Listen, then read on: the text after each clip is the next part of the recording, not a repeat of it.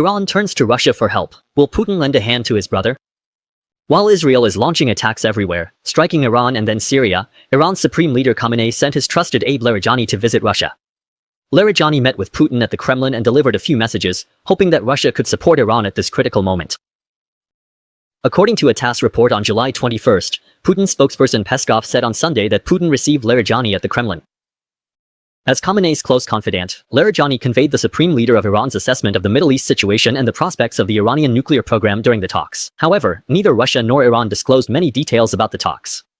The Russian side merely reiterated its position of hoping for a stable political solution to the Iranian nuclear issue in the Middle East, but the outside world is paying special attention to this seemingly brief yet significant meeting. As the head of a major power, Putin has a busy schedule, so meeting with a senior advisor to Iran's supreme leader amid his many commitments appears to go against the principle of diplomatic reciprocity.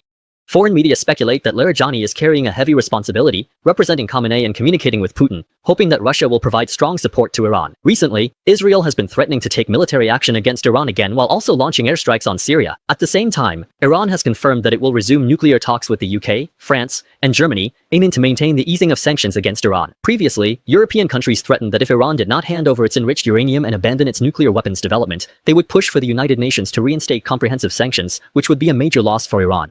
Against this backdrop, Iran hopes to gain external support to force the West to make concessions. Senior Iranian officials, including the foreign minister, have visited China and Russia one after another. Foreign Minister Araghchi called on China to play a bigger role and also thanked China for its support. China stated that it would work to de-escalate the situation in the Middle East and support Iran in defending its sovereignty. Immediately after, people close to Khamenei paid a visit to Putin, placing high expectations on Russia.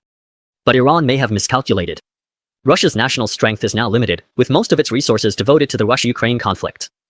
It is even unable to support Assad's regime in Syria, watching helplessly as it collapses. During the Iran-Israel conflict, when there were calls within Iran for Russia to send troops, Putin publicly stated that he had no intention of deploying forces, which left many Iranians dissatisfied. Western media also revealed that Putin encouraged Iran to make concessions to the West and give up its right to enrich uranium, which crossed Tehran's red line. Iran has always insisted on the peaceful use of nuclear energy, and agreeing to the conditions set by the US and the West would undoubtedly be a national humiliation and a loss of sovereignty.